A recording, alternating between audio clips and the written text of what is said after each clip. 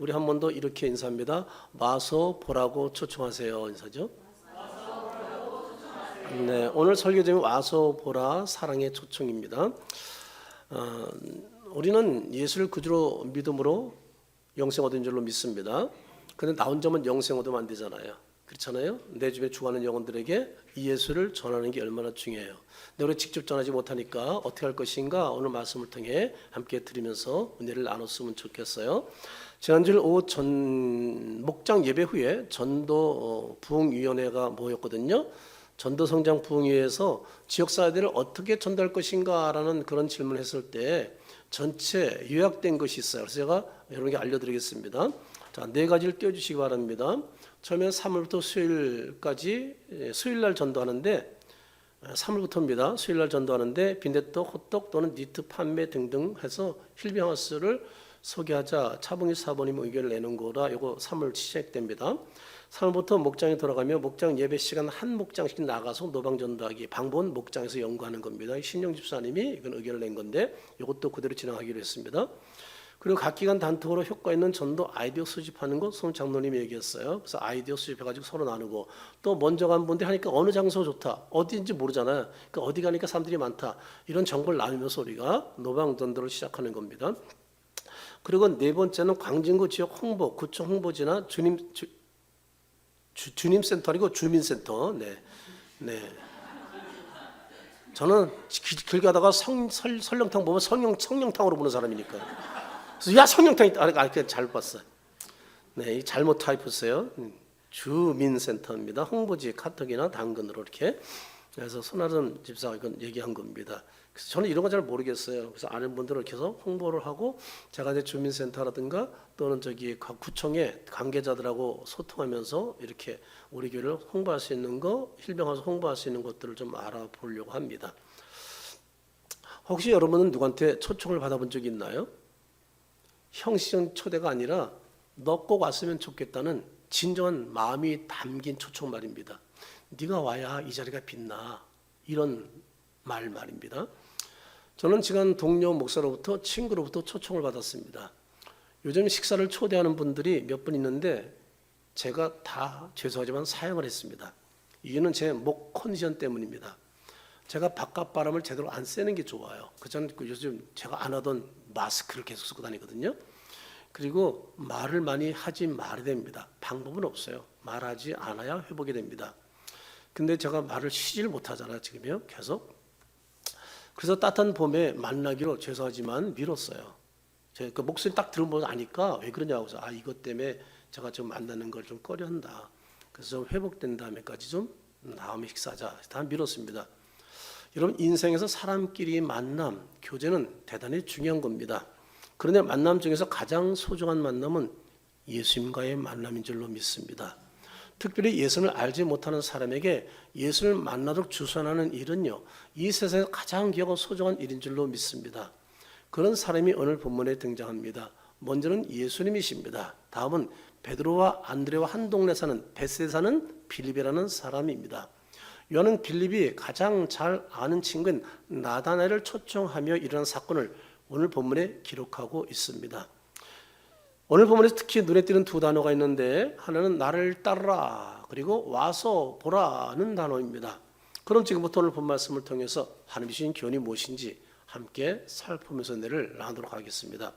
먼저는 예수님이 찾아오셔서 초청한다는 겁니다. 43절을 같이 한번 읽어보겠습니다. 43절입니다. 이튿날 예수께서 갈릴리로 나가려 하시다가 빌립을 만나 이르시되 나를 따르라 하시니. 여기 중요한 질문 하나를 던져볼게요. 빌립이 예수님을 찾았나요? 예수님이 빌립을 찾았나요?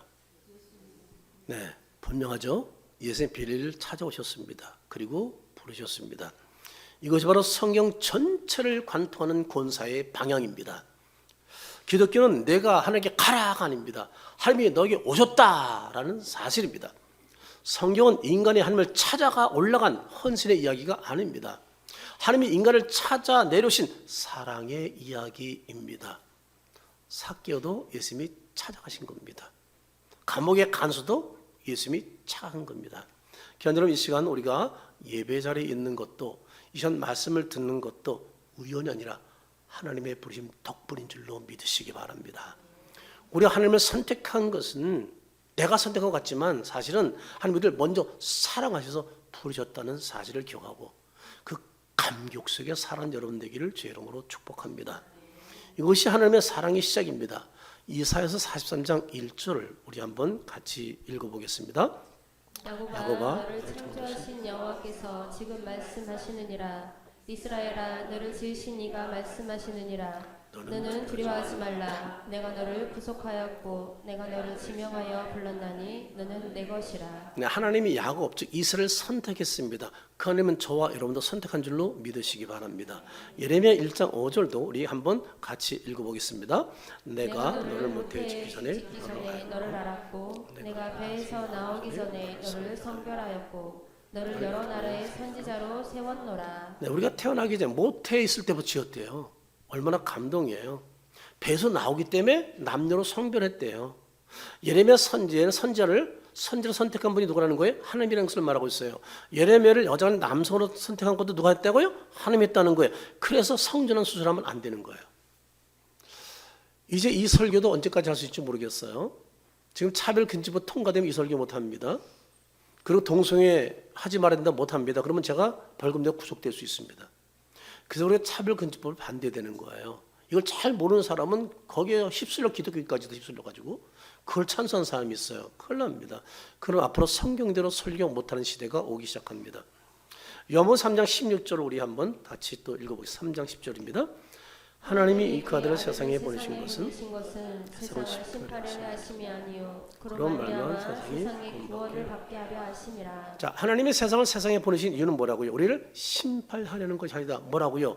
우리에게 구원받게 하기 위함이라고 말씀하고 있습니다. 그러나 이 말씀을 잘못 해석한 사람들은요, 하나님은 세상 사람들을 심판하지 않을 거야, 다 구원하실 것이야 라고 하는 거짓 복음을 퍼뜨리고 있습니다. 그러니까 괜찮아, 뭐 죄주 그래, 우리 다 구원받을 사람이야. 이 말씀을 잘못 곡해가지고 심판 없다고, 구원받는다고 이렇게 말하는 사람들이 있습니다. 그리고 이런 말을 듣고 좋아하는 사람이 있습니다. 어떤 사람이 좋아할까요?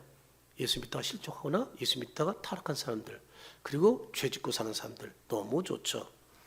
하지만 그들은 하나님의 사랑만 알았지 공의를 알지 못한다는 사실입니다. 하나님은 의인과 악인을 그리고 믿는 자, 불신자를 반드시 구별한 날이 있다는 사실입니다. 아무도 우리가 교회를 다니고 예배를 드리고 직분을 맡아 충성하는 일은 모든 것이 주의 은혜 덕분인 줄로 믿으시기 바랍니다. 요한일서 4장 10절 11절도 우리 한번 같이 읽어보겠습니다. 사랑은 요한일서 시작. 사랑은 여기 있으니 우리가 하나님을 사랑한 것이 아니요 하나님이 우리를 사랑하사 우리 죄를 속하기 위하여 화목 제물로 그 아들을 보내셨습니다. 사랑하는 자들아 하나님이 이같이 우리를 사랑하셨은즉 우리도 서로 사랑하는 것이 마땅하도다. 네, 우리가 하나님을 사랑한 것이 아니고 뭐라고요? 하나님이 우리를 사랑했다는 것이죠. 그래서 우리 죄를 거기서 자기 아들 독생자를 화목제물로 십자가에 찢어 죽게 만드셨다는 것이죠. 왜요? 우리 너무 사랑하기 때문이에요. 우리가 사랑한 것이 아닙니다. 주님이 사랑하셨기 때문에 우리에게 그러네요.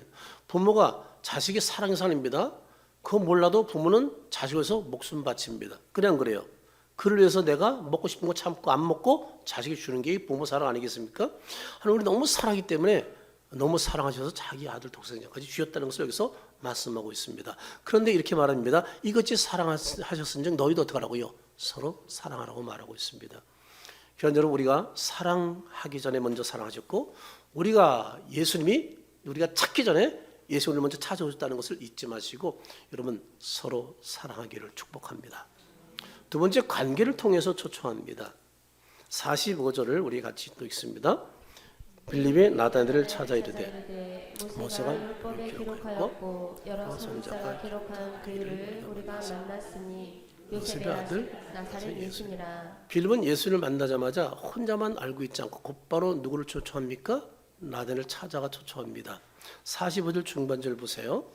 모세가 율법에 기록하였고 여러 선지자가 기록한 그 일을 우리가 만났으니 라고 말합니다. 즉 성경에 기록한 누구를? 메시아를 만났다고 말합니다. 여기 빌립의 전도는 매우 인상적입니다. 신학적인 논쟁을 전혀 하지 않았습니다. 설교하지도 않았습니다. 논리적으로 예수님이 이런 분이야 설득하려 애쓰지도 않았다는 겁니다. 왜 우리가 힘들어요? 전도가 왜 힘들어요? 설득하려 하니까 너무 힘든 거야. 왜? 성경식은 짧죠. 예수에 대해서 잘 알지 못하죠. 그러니까 설명하려니까 질문에 답변할 길이 없습니다. 그러니까 에이 전도 포기 이러고 마는 거죠. 여러분 빌립의 한 말의 핵심은 매우 단순합니다. 우리가 만났다는 겁니다. 뭐라고요? 만났다. 우리가 만났다는 것. 그 말을 들은 나다나엘의 반응이 어떤가 한번 보시기 바랍니다. 46절 상반절입니다. 나다나엘이 이르되 나사렛에서 뭐라고요? 무슨 선한 것이 날 수 있느냐? 나다나엘은 상당히 처음부터 부정적인 반응을 보이는 것을 여기서 발견할 수가 있습니다. 여기서 나다나엘의 의문은 무엇인가요? 나사렛에서 선한 것이 날 수가 없다. 즉 이 말은 뭐예요?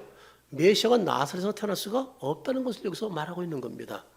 지금 나다나엘이 무슨 의도로 이런 말을 하는 건가요? 빌립 친구가 만났다는 사람이 어떤 사람인지 잘 알고 있기 때문에 이 말을 하는 겁니다. 여러분 예수님이 누구라는 거예요? 예수는 나사렛 출신 목수의 아들이라는 겁니다. 너무 잘 알고 있는 거예요.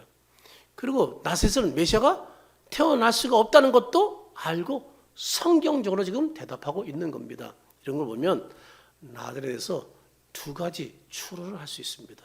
첫째, 그는 구약 성경 율법을 너무나 잘 알고 있다. 두 번째, 예수님도 잘 알고 있다는 사실입니다. 이건 넌센스예요. 구약 성경 미가서 5장 2절을 보시기 바랍니다. 베들레헴 에브라다야, 너는 뭐라고요? 유다 족속의 작을지라도 이스라엘 다스린 자가 내게서 내게로 나올 것이라. 그의 근본은 상고의 영혼에 있느라라고 말합니다. 하나님 미가 선지를 통해서 메시아가 베들레헴에서 태어날 것을 예언했습니다. 이것을 율법 학자인 누가 잘 알고 있는 거예요? 나단이 다 잘 알고 있는 거예요. 근데 예수가 어디 사람이라고요? 나사렛 사람이라고 알고 있는 거예요. 그러니까 예수를 너무 잘 아는 거야. 저 사람은 나사렛 사람이야. 절대 매각될 수가 없어. 100번 맞는 말을 지금 하고 있는 겁니다. 그래서 빌립은 그 말에 전혀 대꾸하지 않습니다. 원래는 그때 호족하라 해가지고 베들레헴에 갔었고 그래서 거기서 태어난 거야. 이상 살기만 산 거지. 설명했다 안 했다? 안 했다는 거예요. 우린 이런 것 때문에 딸리는 거야. 전도하다가. 이거 설명하려니까. 근데 논쟁하지 않습니다. 간단하게 한마디 합니다. 뭐라고요? 46절 하반절에 빌립이 이르되 와서 보라. 뭐라 그랬다고요?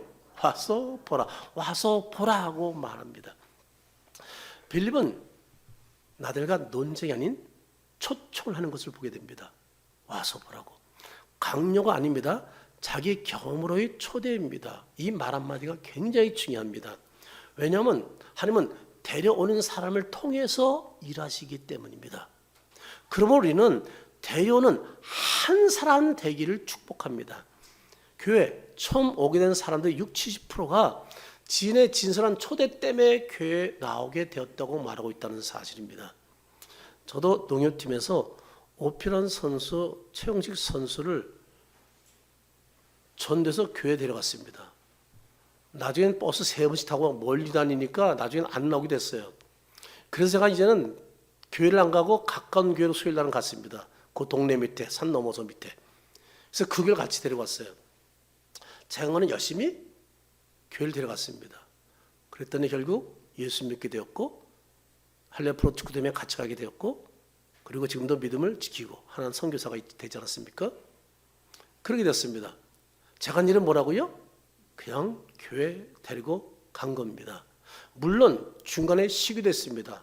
뺀돌뺀돌하게 안 나오기도 했습니다. 그러나 꾸준히 계속 데려갔습니다. 결국 주님이 만나 주셨습니다. 할렐루야. 이게 중요한 거예요. 사랑의 초점은 논리적인 설득보다 서로 좋은 관계를 유지하면서 우리가 경험한 간증을 통해서 마음을 열어놓고 초청하면 됩니다. 영혼 구원 초청은 완성된 사람이 하는 것이 아닙니다.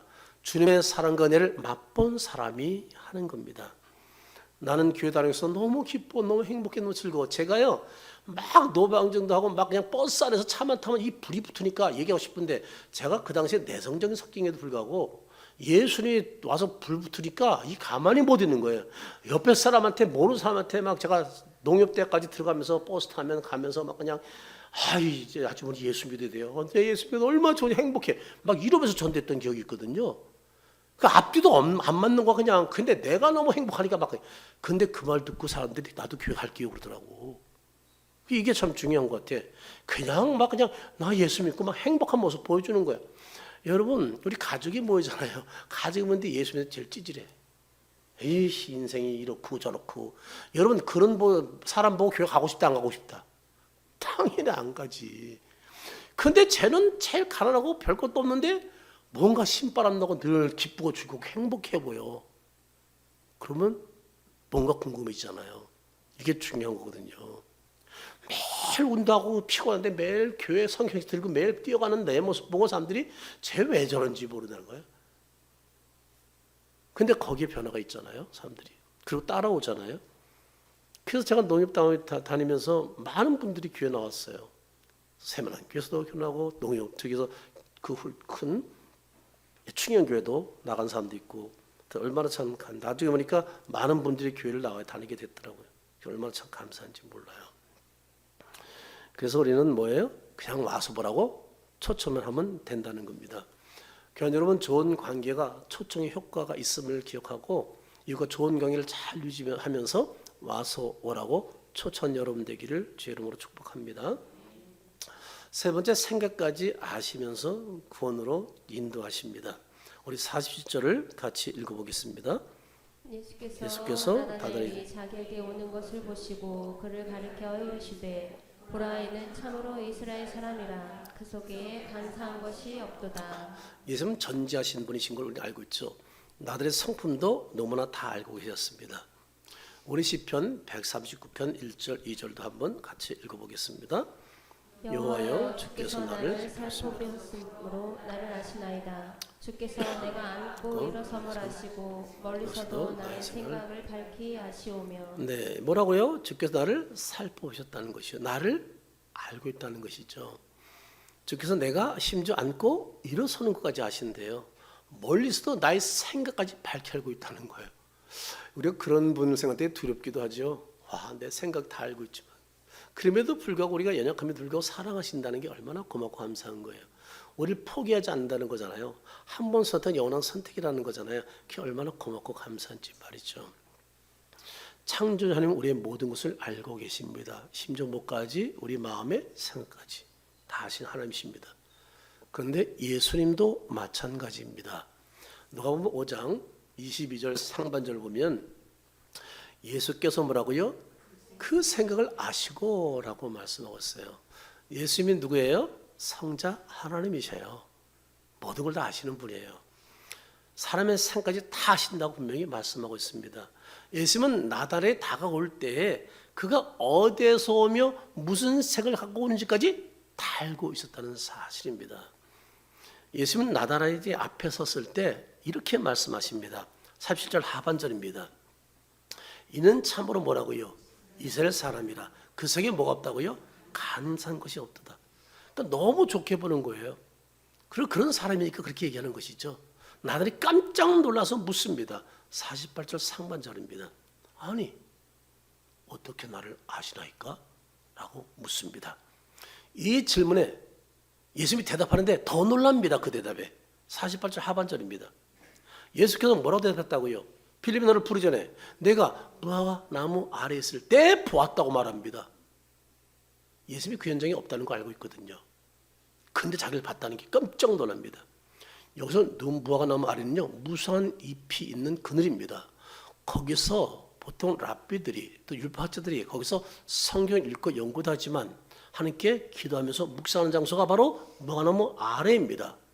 거기서 자신이 앉아가지고 있었던 것을 다 아는 거예요.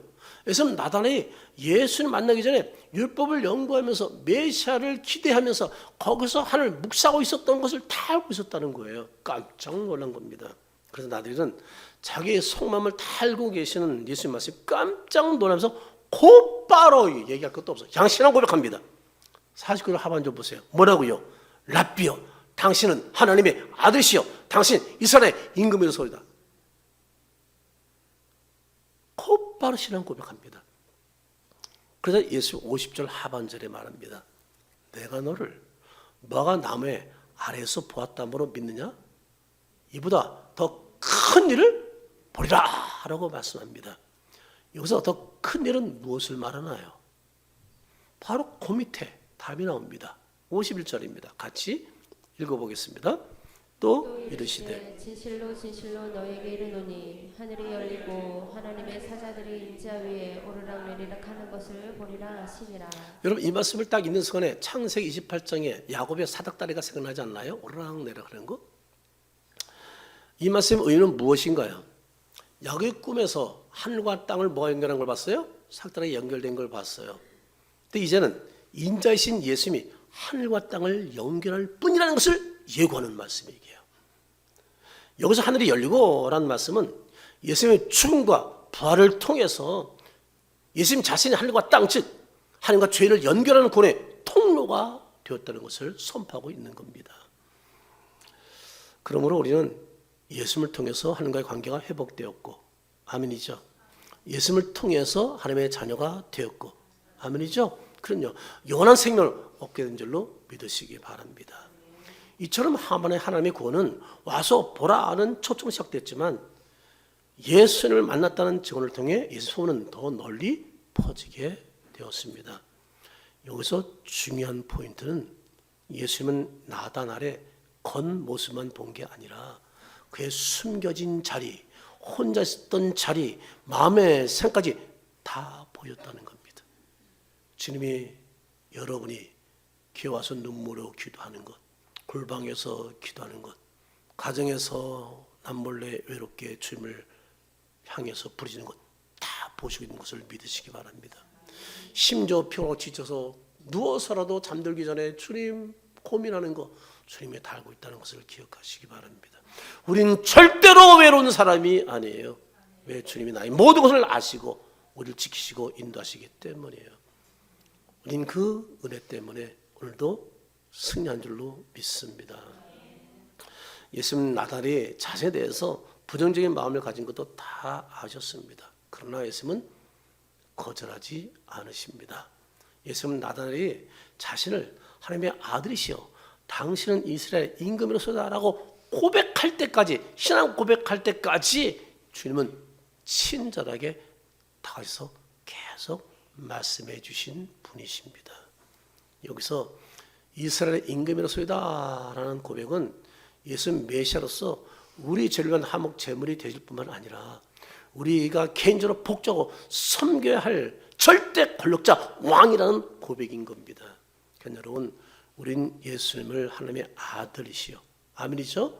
믿고 그리고 마음의 왕으로 모셨다면 이제로는 예수님 말씀이라면 아멘 하고 복종한 저와 여러분 되기를 제 이름으로 축복합니다. 이제 다음 주면 설 명절이 시작됩니다.